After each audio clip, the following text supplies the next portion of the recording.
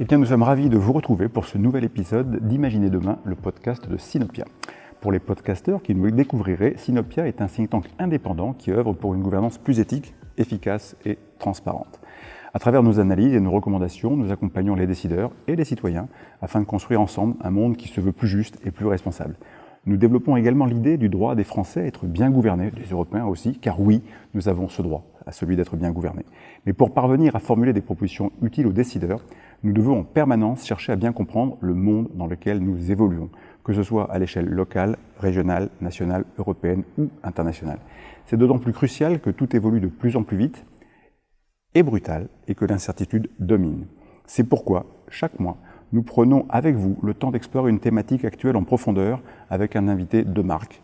Et c'est le cas aujourd'hui. Ensemble, nous allons décortiquer les enjeux et confronterons les idées pour vous apporter des clés de compréhension et de lecture du monde dans lequel nous vivons. Alors donc, restez à l'écoute et embarquez avec nous dans ce nouveau podcast.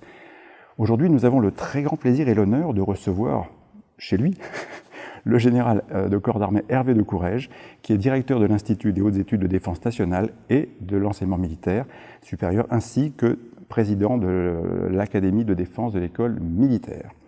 Alors mon général, vous nous faites l'honneur de nous recevoir dans un bureau chargé d'histoire, une centaine de mètres carrés avec la tour Eiffel en perspective.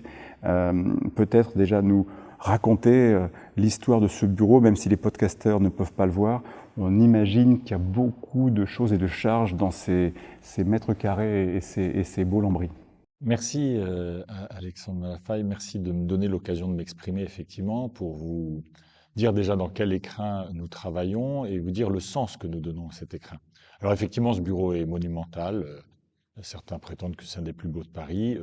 On ne peut que s'en féliciter. Alors, quand on décrit un bureau, on peut dire si les murs pouvaient parler. Alors, que trouve-t-on sur ces murs? Nous trouvons tout d'abord 4 peintures monumentales de la guerre de succession d'Autriche, notamment la fameuse bataille de Fontenoy. Vous vous souvenez, le duc de Cumberland, messieurs les Français tiraient les premiers. Fameuse scène. Alors, pourquoi la guerre de succession d'Autriche? Parce que c'est celle qui fut à l'origine de l'école militaire. Lors de la guerre de succession d'Autriche, qui fut une guerre de haute intensité, 1740-1748, pour ceux qui sont amateurs d'histoire, le maréchal de Saxe, qui était le chef d'état-major des armées du roi Louis XV, a perçu que la noblesse qui s'était appauvrie à la cour ne formait plus suffisamment sa jeunesse pour servir les armées du roi. Il convainc le roi Louis XV de faire une école de formation militaire pour effectivement avoir des officiers de valeur, mais par ailleurs aussi accueillir les orphelins de guerre. Et donc, nous avons le portrait, comme vous pouvez le constater, du maréchal de Saxe auquel nous rendrons hommage. Et puis, il y a une autre personne qui est assez décisionnaire là-dessus, c'est Madame de Pompadour, donc la maîtresse du roi, qui effectivement va participer sur sa cassette personnelle à l'édification de l'école militaire. Et puis, il y aura 2 choses pour la petite histoire qui vont permettre aussi de financer, puisqu'on a toujours des sujets de financement sur ces sujets-là.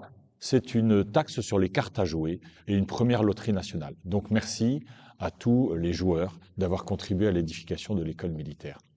On passe rapidement, 1751, première édification, jusqu'en 1787. Un personnage survient dans cette histoire, il est là aussi sur un portrait, vous le voyez. Il est jeune, il s'appelle Bonaparte. Il arrive en 1784, sortant du Collège royal de Brienne, et il sera cadet pendant 10 mois, formé à l'école militaire. Ensuite, malheureusement, en 1788, il n'y a plus d'argent, donc dès lors, l'école militaire n'est plus une école de formation, ça devient un quartier de cavalerie et d'artillerie.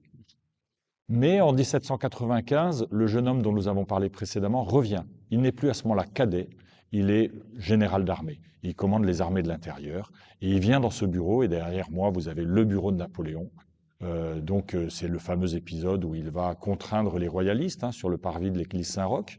Il va tirer au canon, puis ensuite il va partir dans la campagne d'Italie. Et puis ensuite, ce bureau va être donné à un certain nombre de maréchaux d'Empire, d'où le nom de Salon des maréchaux. Bessières, le maréchal Bessières, fameux, occupa ce bureau. Portons-nous jusqu'en 1871. 1871, c'est la Commune, la semaine sanglante. Et donc vous avez sur ce gigantesque miroir devant moi un impact de balles. Ce sont les Versaillais qui viennent reprendre l'école militaire qui avait été saisie par les communards, qui avaient récupéré les armes et les munitions qui étaient. Et donc cet impact de balles témoin effectivement de cet épisode de la semaine sanglante de la Commune.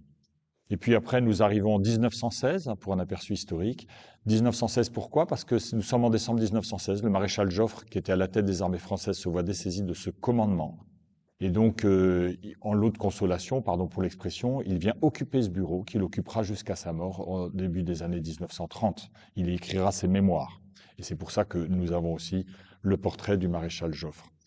Voilà un peu un rapide précipité de ce lieu chargé d'histoire.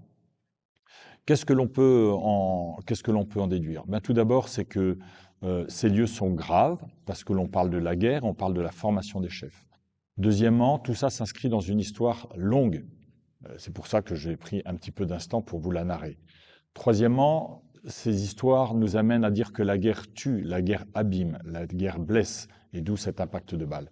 Et enfin, et je terminerai par là, de ce bureau, nous avons un balcon qui donne sur le Champ de Mars. Ce balcon a été occupé par la reine Marie-Antoinette, qui y vint lorsque le roi Louis XVI était sur le Champ de Mars. Napoléon Ier y vint au bras de ses deux épouses successives, Napoléon III, et puis aussi, bien sûr, le général de Gaulle. Mais ce qui est intéressant, c'est que cette perspective du Champ de Mars, nous avons quoi? Nous avons une statue équestre du maréchal Joffre, qui dialogue avec la Tour Eiffel et le Champ de Mars, qui dialogue avec la cité. Et ça témoigne bien aussi ce que nous faisons à l'école militaire. Nous avons des chefs militaires qui dialoguent avec la cité qu'ils protègent. Et donc, tous ces symboles disent beaucoup de ce que nous faisons aujourd'hui dans ces lieux d'instruction et de formation et de réflexion stratégique. Merci beaucoup pour ce voyage dans le temps et dans l'histoire. On peut imaginer que quand on travaille ici, on ressent un peu la pression de ce qui vous a précédé. Alors, je le disais dans mon introduction, vous avez deux fonctions prestigieuses. Vous êtes à la fois le directeur de l'Institut des hautes études de la Défense nationale et en même temps en charge de l'Académie de défense de l'école militaire, qui est une création récente, qui va fêter ses 2 ans en novembre prochain, je crois. Peut-être pourriez-vous nous présenter en quelques mots chacune de ces deux structures qui sont placées sous votre autorité. Alors, il y en a effectivement 2, il y en a même 3. Il y en a même 3 puisque j'ai ces 3 képis ou casquettes, je ne sais pas comment les qualifier. Effectivement, je suis directeur de l'enseignement militaire supérieur. Tout d'abord, ce qui me relie au chef d'état-major des armées. Je suis en charge de la formation des officiers supérieurs de nos armées et services. Et donc sous mes ordres, j'ai l'école de guerre, la fameuse école de guerre, qui forme nos officiers quand ils sont entre 35 et 40 ans. Quand ils ont reçu un concours difficile, après 15 ans d'exercice de leur métier. Et donc, ils vont à l'école de guerre. L'école de guerre, c'est à peu près 370 stagiaires qui font une formation d'1 année avec des personnes de la société civile, mais aussi avec un tiers de stagiaires internationaux qui viennent rejoindre nos rangs. Donc, je dois préparer ces officiers à combattre en interarmée, alors que dans la première partie de leur carrière, ils ont vécu dans le milieu de l'armée de l'air, de la marine nationale, de l'armée de terre ou des services interarmés. La deuxième entité importante pour moi, c'est le Centre des hautes études militaires. Là, nous ne sommes plus à 360 stagiaires, nous sommes à 30 stagiaires. Et donc, nous sommes des personnes de 45-50 ans c'est l'école des généraux et des amiraux. Ce sont des officiers excessivement sélectionnés pour atteindre 4-5 étoiles. Et le Centre des hautes études militaires a comme particularité d'être effectivement aussi une formation d'1 année pour des personnes qui là ont été sélectionnées sur dossier et qui vont appréhender la stratégie là où, comme je vous disais, l'école de guerre était plutôt sur l'opératif, c'est-à-dire l'interarmée. Et puis, j'ai par ailleurs, dans cette dimension de l'école militaire, l'enseignement militaire supérieur, la bibliothèque de l'école militaire, et j'y accorde une grande importance parce que c'est celle qui nous conserve le savoir, mais qui aussi aujourd'hui a vocation à diffuser ce savoir par le numérique, par l'intelligence artificielle, par tous les nouveaux outils qui permettent de travailler avec un pôle de référence de ce qu'on appellerait, pardonnez-moi cet anglicisme, des war studies, qui sont une matière en propre dans les universités anglo-saxonnes, moins en faveur aujourd'hui dans nos universités françaises, mais que nous cherchons à développer pour donner cette réflexion intellectuelle. Voilà pour l'enseignement militaire supérieur. Ensuite, on a l'Institut des hautes études de défense nationale. Et dans ce domaine, je ne dépends pas du chef d'état-major des armées, mais je dépends du Premier ministre, via le secrétariat général pour la défense et la sécurité nationale. Pourquoi? Parce que la défense nationale, depuis le XXe siècle, est une dimension qui couvre tous les champs ministériels. La défense nationale ne concerne pas que les militaires, elle concerne l'économie, les affaires étrangères, les transports, l'enseignement supérieur, l'industrie, toutes les dimensions qui permettent à une nation de se préparer à faire la guerre ou de faire sa cohésion nationale pour affronter un adversaire. Et donc l'Institut des hautes études de défense nationale, c'est une longue histoire. Nous allons fêter d'ailleurs les 90 ans l'an prochain, 1936. À ce moment-là, l'idée, c'est de dire rapprochons des hauts dirigeants militaires, de hauts dirigeants civils et faisons-les travailler ensemble. C'est ce qu'écrit le général de Gaulle lorsqu'il écrit dans ses mémoires, puisqu'il avait travaillé sur l'organisation de l'État, de la nation en état de guerre, la difficulté de fédérer une nation pour se préparer à faire la guerre. Et donc, dans cet Institut des hautes études de défense nationale, nous avons plusieurs dimensions. Une session nationale qui regroupe à peu près 300 auditeurs et qui appréhende ces sujets pour des quarantenaires, cinquantenaires, dans différents champs, le numérique, le cyber, l'armement, l'économie de défense, la politique de défense, tous ces sujets-là. Nous avons aussi des jeunes qui viennent faire des cycles jeunes.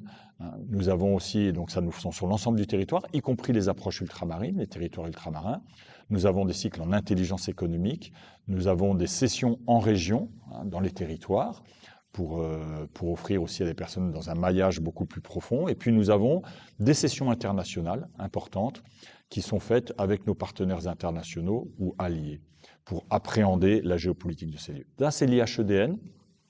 L'IHEDN, c'est totalement interministériel. Il se trouve que moi, je suis général, mais j'ai un adjoint qui est un préfet, j'ai une ambassadrice, j'ai un professeur des universités, une sous-préfète, un ingénieur général de l'armement, des généraux amiraux en deuxième section.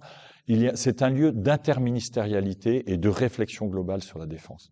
Cette IHEDN donc, apporte cela pour former à peu près entre 2200 et 2500 auditeurs par an. Voilà, ce qui est un réservoir important. Et puis après, nous avons l'Acadème. Et donc finalement, oserais-je évoquer l'Acadème comme ayant comme colonne vertébrale la formation des officiers supérieurs, comme cerveau ou comme navire amiral l'IHEDN. Et après, c'est cet environnement de tous ces instituts de formation, de recherche, de prospective, de doctrine qui travaillent sur le site. C'est-à-dire 21 organismes qui dépendent de 11 tutelles différentes. C'est une longue histoire, l'Acadème. Déjà, Michel Debré, dans les années 50, avait l'idée de fédérer ces organismes pour qu'ils travaillent ensemble. Et vous savez comment est organisé notre État, comment sont organisées nos administrations, chacun répondant à une tutelle différente, chacun inscrit son savoir sans nécessairement le partager avec le voisin. Et donc, l'Acadème, c'est la vocation de fédérer ces organismes pour porter une réflexion plus aboutie sur des sujets de nature plutôt stratégique, pour travailler ensemble et ensuite communiquer vers nos partenaires internationaux, puisqu'on a une vocation dite d'influence. Je vous rappelle qu'il y a une fonction stratégique influence. Alors, qu'est-ce que c'est que l'influence? Les anglo-saxons parleraient de leadership, c'est-à-dire la traduction de ma volonté vis-à-vis de mes interlocuteurs pour leur permettre de la comprendre. Et donc, on est dans cette approche croisée sur l'Acadème, faire travailler les gens plus ensemble, et une approche interdisciplinaire. Historiquement, sur le site de l'école militaire, nous sommes plus dans une approche de sciences de l'homme et de la société, droit, géopolitique, relations internationales, etc. Aujourd'hui, nous cherchons à l'Acadème à l'ouvrir aux sciences dites de l'ingénieur, puisque nous savons que nos nations doivent se préparer à mieux maîtriser le quantique, le cyber, les robots, les drones, l'intelligence artificielle, pour vaincre demain et avoir toujours cette suprématie technologique qui donne la victoire. D'accord, donc on peut dire que l'Acadème est finalement vraiment positionnée au service du rayonnement de la pensée stratégique française. C'est une de ses grandes vocations.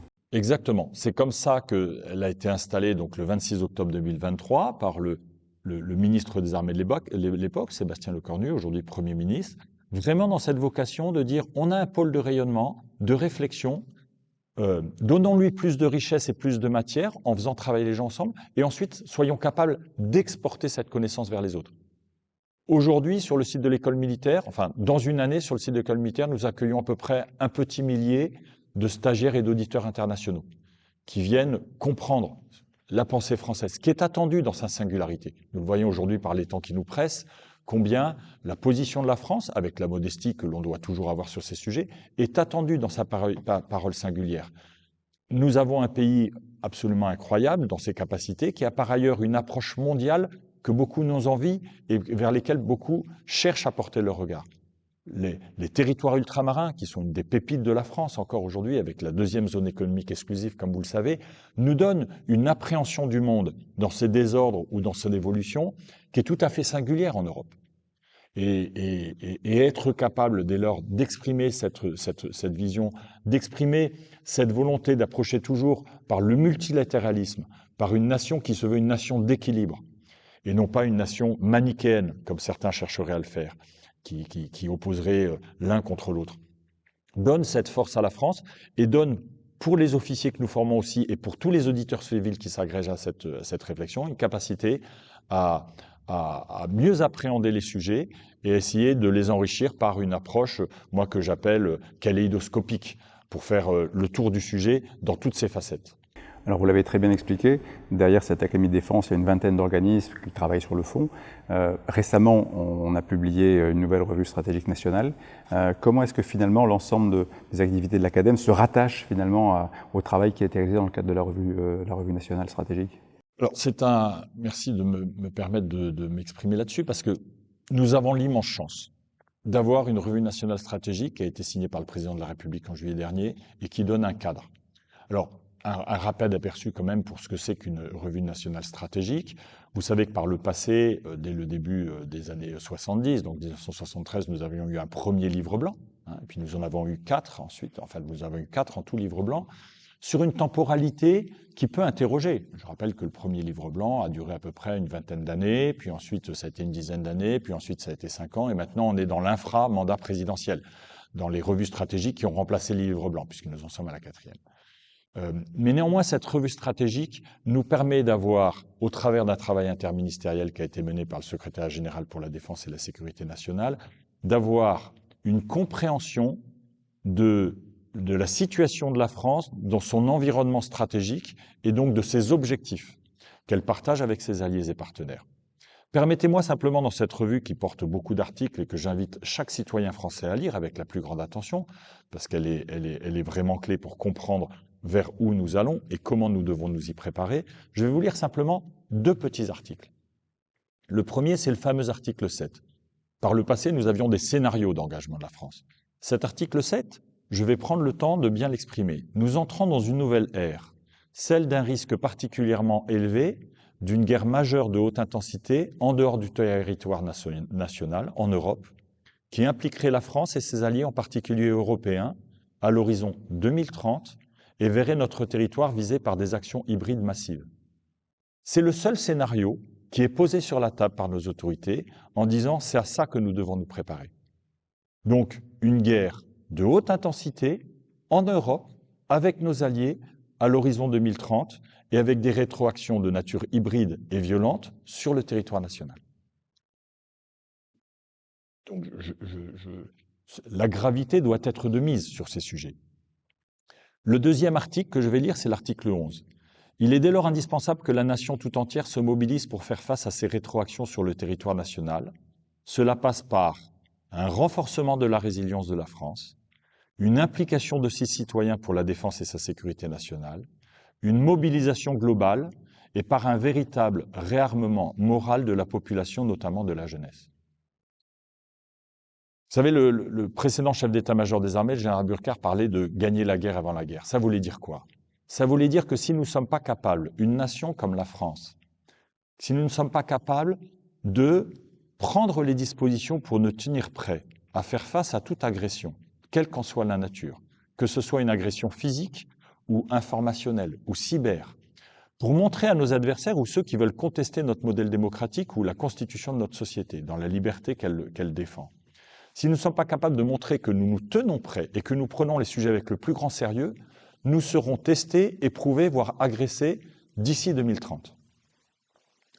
Donc il faut que toute la société se mobilise et dans ce cadre-là, Academ, dans les moyens qui lui sont donnés, est nécessairement un acteur qui va participer à ce réarmement moral, à cette mobilisation de l'ensemble de la société civile et à cette compréhension des enjeux de nature stratégique auxquels nous sommes déjà confrontés avec une temporalité qui ne cesse de s'accélérer. Et donc, effectivement, nous concourons à ce renforcement de la réflexion, à la résilience de la nation par toutes les formations que nous dispensons. J'évoquais tout à l'heure que l'Institut des études de défense nationale fait des cycles jeunes. Nous accueillons des auditeurs civils à l'école de guerre, des stagiaires civils, une quarantaine. Nous avons une interface très importante avec la société civile, nos partenaires, que nous essayons le plus possible d'élargir, un petit peu comme un système, si vous voulez, qui serait une moelle osseuse qui dispense des globules blancs dans le corps de la société, de l'État, de l'organisation administrative. Voilà. Donner les éléments d'appréciation, sortir notre pays d'une certaine léthargie face aux risques auxquels il va être confronté, et leur permettre à chacun d'être un acteur de cette défense, parce que c'est toute la société qui doit se défendre. Il ne faut pas attendre d'une société militaire qu'elle assure la défense de la nation dans toute son acception. Aujourd'hui, il y a à peu près dans le ministère des Armées 200 000 militaires, 60 000 civils. Ce n'est pas eux qui vont défendre une société comme la nôtre de 67 millions d'habitants.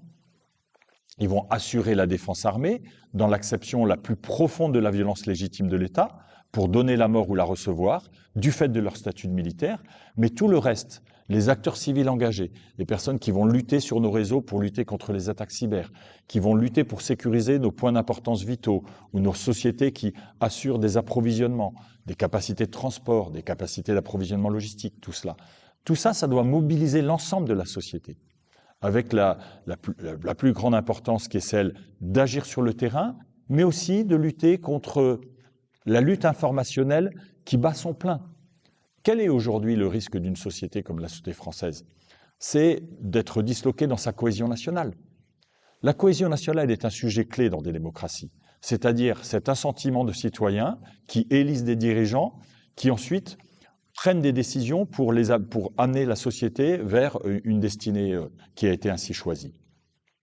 La cohésion nationale est encore très importante pour les militaires dans la mesure où le militaire pratique la transgression suprême, donner la mort. Donner la mort au nom du peuple français, avec un président de la République, chef des armées, élu au suffrage universel, qui en décide en donnant ses ordres. Le soldat français aura toujours comme dilemme moral de donner la mort en se disant « si je le fais, si je pratique cette transgression suprême, c'est que je le fais au nom du peuple français ». Pour une nation qui est unie et dans laquelle cette décision a été prise par ses autorités légitimement élues.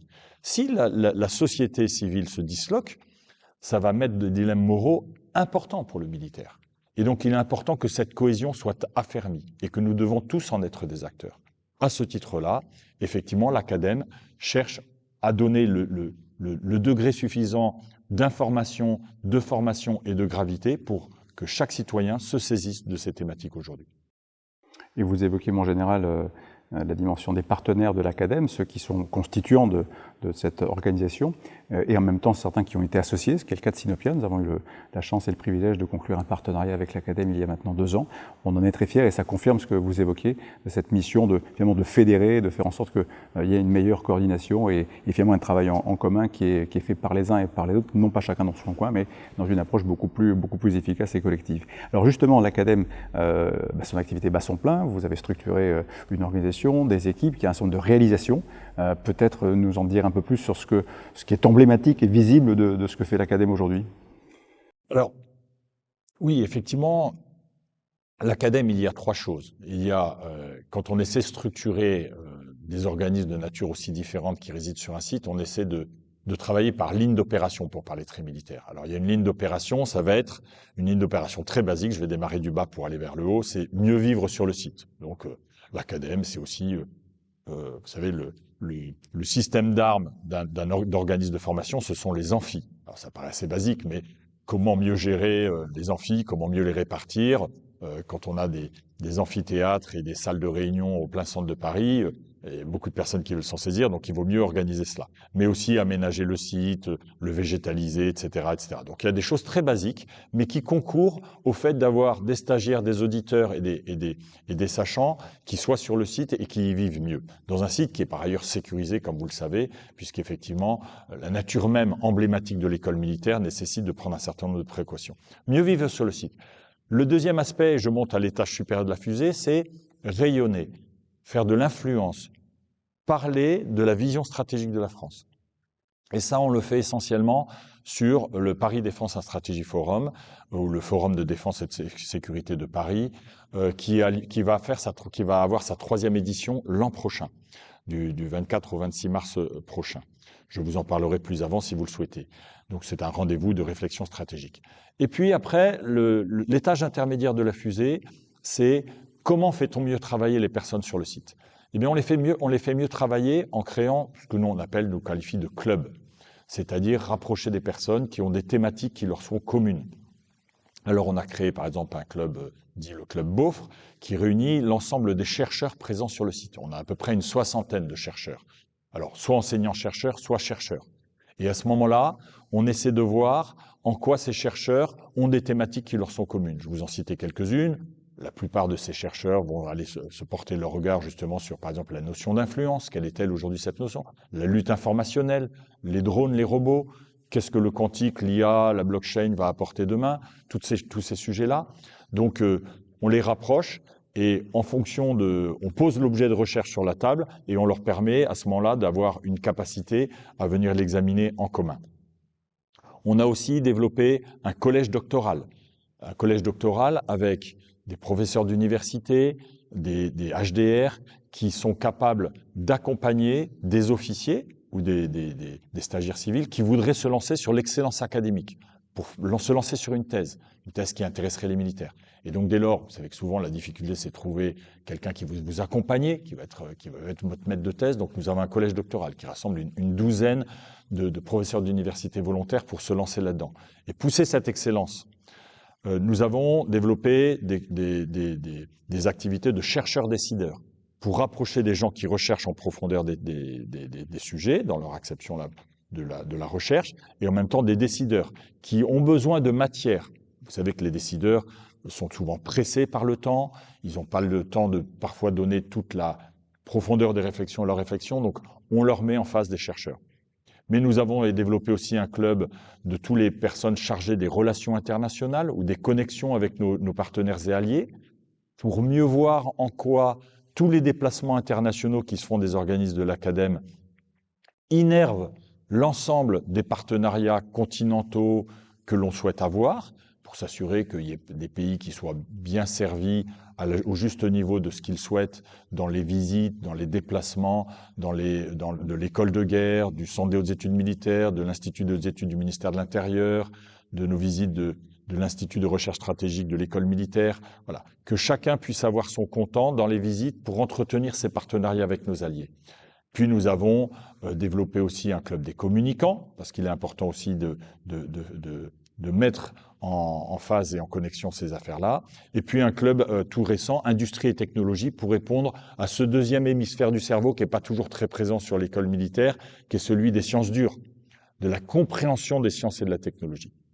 Voilà un petit peu comment on a pu lancer des choses. On a aussi lancé quelque chose de très intéressant sur le site, ça a été une journée de l'engagement.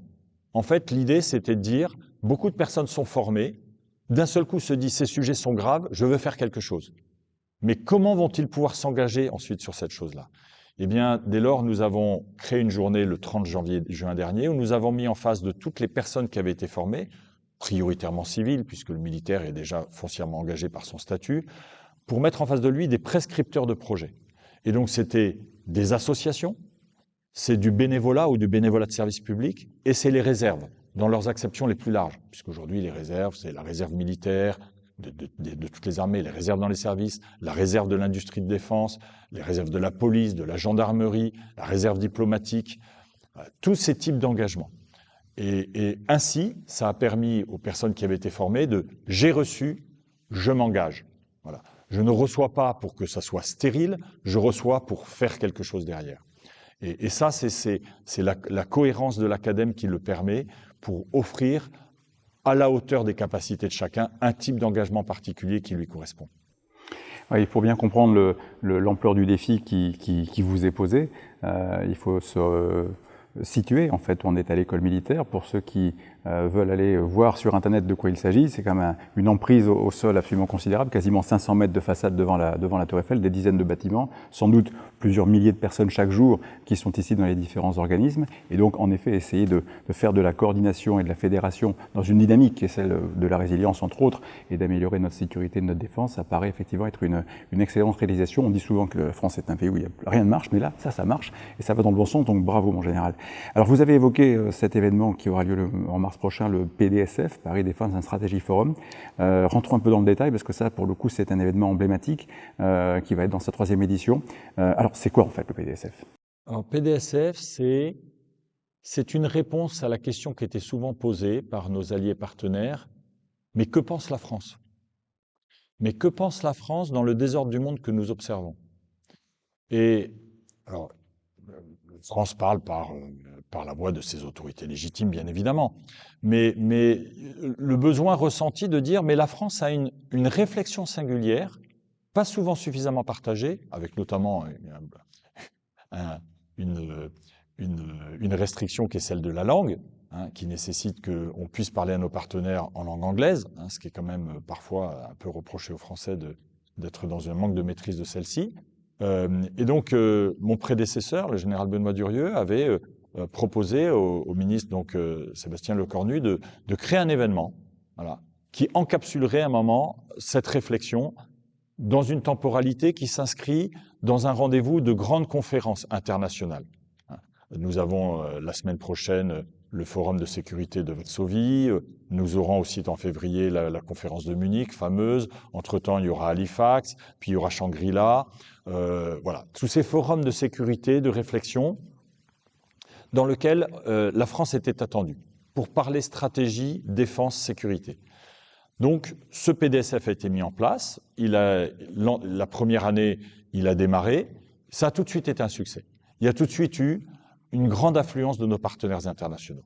La deuxième édition qui s'est passée l'an dernier a dépassé toutes nos attentes. Alors, bien évidemment, nous étions portés par l'actualité.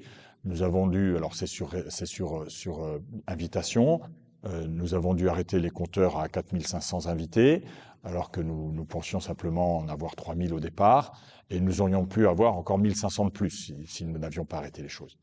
Parmi ceux-ci, un tiers d'étrangers. Et donc 400 conférences, des tables rondes, des keynotes, énormément de sujets dialogués sur l'Europe à la croisée des chemins. Sur des thèmes qui très vite se sont élargis à beaucoup de sujets. On a parlé de la souveraineté alimentaire, on a parlé bien sûr des sujets des câbles sous-marins, on a parlé bien sûr de l'ambition indo-pacifique. Bon, beaucoup de sujets ont été changés. Nous avons cherché néanmoins à donner une teinte particulière à ce PDSF. Le PDSF, c'est un produit de l'Académie de défense de l'école militaire. Donc chaque organisme contributeur ou chaque partenaire de l'Académie doit apporter chaque année une réflexion singulière ou construire quelque chose qui va régulièrement dynamiser la réflexion pour ne pas être sur quelque chose qui fasse que dans d'autres conférences, et ce n'est pas une pierre dans le jardin de celle-ci, on peut avoir les mêmes conférenciers qui reviennent année après année. Et nous souhaitons par ailleurs accrocher de manière importante la jeunesse, celle dont nous parlons de l'avenir. Parce que cette jeunesse, elle veut se saisir de ces sujets-là, elle veut en débattre, elle veut les comprendre. Et donc nous avons un système d'un montage d'un forum qui est construit par l'Académie, qui n'est pas construit par un opérateur extérieur d'événementiel, de manière très bottom-up, là encore, pardonnez-moi pour cet anglicisme, donc ça doit monter par la base, par les partenaires, etc. Nous avons bien sûr une vocation à avoir une équipe qui fédère, qui met un peu une charte de qualité pour que les tables rondes répondent à la qualité d'échange et non pas simplement une distribution de micros sur un temps de parole qui resterait réduit. Donc nous essayons de structurer ces affaires-là. Et qu'est-ce que l'on a observé lors du dernier PDSF? C'est tout d'abord qu'il y a eu un portage politique majeur. Vous savez que le président de la République, sous proposition du chef d'état-major des armées, a réuni un peu plus d'une trentaine de chefs d'état-major d'armées européennes majoritairement, mais aussi transatlantiques, pour raisonner sur les mesures de réassurance à l'Ukraine dans le cadre du PDSF. Le ministre des Armées a réuni ses homologues du E5, c'est-à-dire les partenaires prioritaires de la France en Europe, pour aussi discuter de ça dans le cadre du PDSF. Le portage politique a été acquis.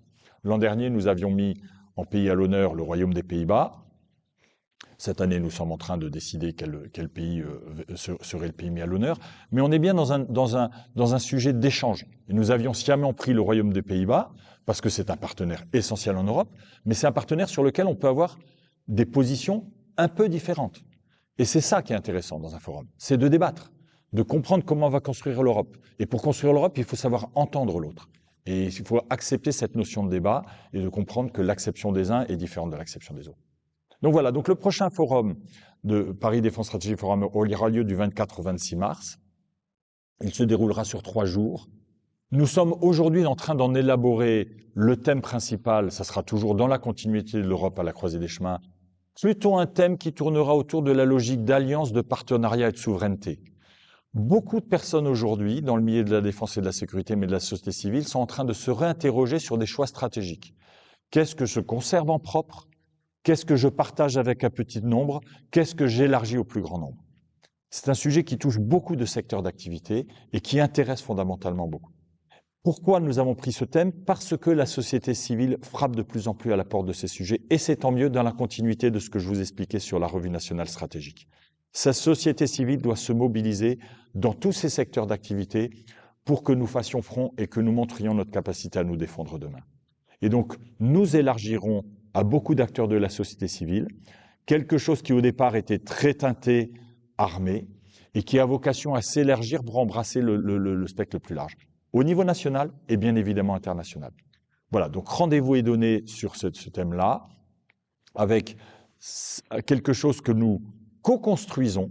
Il n'y a pas une petite équipe d'organisation qui décide de tout. D'ailleurs, vous voyez, hier, je réunissais le premier comité directeur du Paris Défense Stratégie Forum 2026, avec les contributeurs interministériels, mais aussi partenariaux que nous avons pour lancer cette nouvelle aventure. Alors je confirme à ceux qui nous écoutent cette dynamique de co-construction, parce qu'en tant que partenaire du PDSF et de l'Acadème, nous travaillons actuellement sur des tables rondes et des propositions de conférences que vous serez amenés à examiner et que nous espérons à retenir. Évidemment, nous arrivons à la fin de notre conversation. Revenons un instant sur l'Académie Défense de l'École militaire. Vous lui souhaitez quelle perspective à cette jeune académie? Bien, je souhaite que cette académie, donc qui en est à ses 2 ans d'existence, face au temps grave que nous vivons, joue pleinement son rôle. C'est-à-dire un endroit dans lequel, à la fois, nous structurerons et nous formerons de la manière la plus efficace les officiers supérieurs qui vont porter les armes de la France, avec leurs alliés partenaires qui sont enseignés ici en ces mêmes lieux. Donc ça, c'est la première mission que je donne à l'Acadème.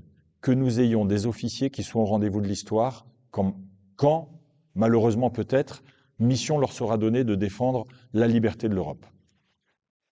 Au plus loin d'ailleurs. Je vous rappelle que la singularité de ce qui est fait dans la revue nationale stratégique, c'est que nous demanderions à mener un conflit de haute intensité en dehors de nos frontières, au plus loin, face aux pays qui se sont libérés du joug soviétique il y a quelques décennies et qui pourraient revenir sous la férule de gouvernements autocratiques. Donc, première mission, c'est celle-ci. Deuxième mission, c'est d'être capable de mieux réarmer notre société civile sur les enjeux auxquels elle doit faire face, et donc de travailler avec celle-ci pour construire la résilience dont la France a besoin. Construire la résilience dont la France a besoin. Il faut absolument que l'on affiche face à nos adversaires, qui pour une part d'entre eux sont devenus des ennemis, que nous voulons défendre notre société telle que nous en avons hérité. Nous avons un immense privilège en France. Nous avons eu 80 ans de paix sur notre territoire. 80 années de paix. 4 générations. Et il nous faut sortir de la léthargie. Il nous faut nous rendre compte que le monde est un monde de brutalité, dans lequel certains pays font valoir leurs intérêts avec la brutalité. Notre Europe, notre France, doivent avoir confiance dans leur capacité à tenir le choc, parce que nous en avons les capacités. Parce que si nous réagrégeons nos capacités européennes, nous sommes tout à fait à la hauteur de ce que nous pouvons faire. N'attendons pas, en tournant notre regard de l'autre côté de l'Atlantique, pour savoir si nos amis américains, qui restent nos alliés, sauront nous défendre demain. Cette liberté, c'est à nous de la défendre. C'est à nous de fédérer. Et donc, l'Acadème doit contribuer à cela avec des partenaires. Et donc, merci à Sinopia d'avoir été un des premiers partenaires à s'associer à cette belle aventure d'Acadème. Mais nous en attendons aussi bien d'autres pour que toutes les personnes de bonne volonté dans notre société, qui veulent se dire que nous avons une pépite à défendre, c'est un modèle démocratique, une liberté, une citoyenneté dans lequel nous nous sommes développés, épanouis, construits, et que nous le défendrons demain contre ceux qui veulent effectivement attenter à ce système. Donc, une acadème au cœur de la cité qui l'innerve de ses valeurs, de sa construction, et in fine, une acadème qui soit complètement un acteur de cette réflexion stratégique pour penser demain, le demain pouvant être dans l'immédiateté des 2-3 prochaines années. Je me permets de rebondir sur une dernière question parce qu'il y a un mot qui a beaucoup soutenu votre propos, c'est le mot stratégie. Et vous, en tant que chef militaire, vous donnez quelle portée, quel contenu à ce mot stratégie? Alors, c'est une question difficile parce que vous savez que là, il faudrait qu'on aille à la bibliothèque de l'école militaire pour prendre le nombre d'ouvrages qui ont porté des définitions de la stratégie. Moi, je vais vous en donner deux et ensuite, je vais vous dire comment, à l'IHEDN, nous traduisons la stratégie. Bon, le général Beaufre, qui fait l'objet aujourd'hui d'une certaine publicité, puisque des ouvrages fameux ont été publiés sur lui, qui fut un des penseurs et des stratèges français, parlait de la stratégie comme l'art de la dialectique des volontés, employant la force pour résoudre leurs conflits. C'était assez ramassé comme définition. Lawrence Friedman, pour prendre un auteur étranger, disait « La stratégie est l'art de créer de la puissance ». À l'IHEDN, nous avons une définition un peu plus longue, mais qui permet de donner une approche dans laquelle chacun peut aller puiser sa vision de la stratégie. Nous définissons la stratégie comme l'art de combiner dans le temps des actions de nature différente pour atteindre un objectif politique avec des ressources limitées dans un contexte de compétition ou de conflit. Voilà. Si on prend chaque partie de cette phrase, on peut, en fonction de la vision, puisque la stratégie est un mot souvent englobant, on peut y trouver son compte et dès lors travailler parce qu'il y a des contraintes dans la stratégie, parce qu'il y a des oppositions dans la stratégie et parce qu'à la fin, il y a toujours un but qu'il faut avoir défini pour avoir une stratégie. S'il n'y a pas de volonté et de but, il n'y a pas de stratégie. Voilà une belle conclusion, mon général. Petit message que beaucoup pourraient partager dans notre cher vieux pays et notre cher continent auquel nous sommes tellement attachés. Merci infiniment de nous avoir reçus dans ce magnifique bureau. Nous vous souhaitons la pleine réussite dans les différentes missions prestigieuses que vous accomplissez au service de la nation. Merci pour votre engagement, merci pour votre temps également ce matin. Et puis rendez-vous au prochain PDSF en mars 2026. Nous aurons plaisir et honneur à y contribuer. Merci mon général. Et puis je donne rendez-vous à nos podcasteurs sur les précédents podcasts et ceux qui viendront prochainement nourrir la réflexion de Sinopia avec nos partenaires. Merci beaucoup. Merci beaucoup Alexandre Malafaille, merci à Sinopia pour ce moment d'échange.